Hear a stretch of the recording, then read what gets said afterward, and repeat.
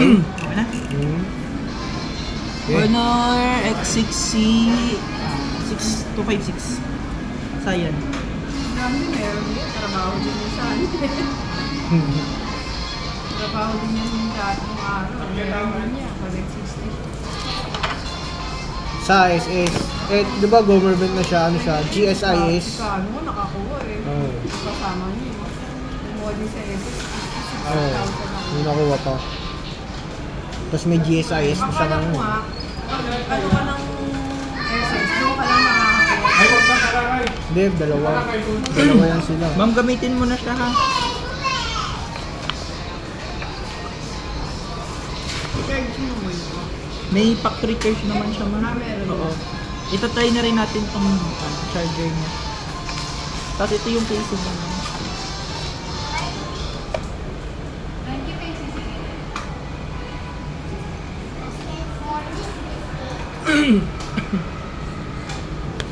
May butas pa ba yan? Meron pa. Yung temper niyan, headset lang.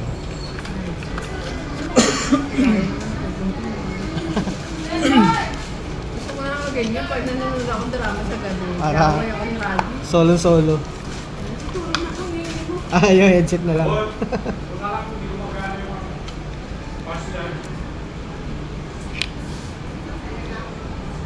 Robot na yung sarado eh. Kaya hinintaan niya, alas 11 pa. Oras na. Maga pa kayong malis. Oras na ma'am. Malas is na. Ba't saan galing Muntinlupa? Oo, nagatid kami ng stock sa tindahan. Oo. Pwesto. Pwesto. Isang pwesto na yun. Dito sa ano yun eh. Dito lang yun eh. Boundary. Ay, ala na ba? Nasa may Muntinlupa. Ma'am, yung SIM card mo. Kala ko dito lang sa ano. Ano yung nandito? Dalawa yata yun. Saan? May dito yata yun. May SIM card na pala yung dalawa eh. May extra SIM card. Ano yung nakaregister dito sa Globe ma'am?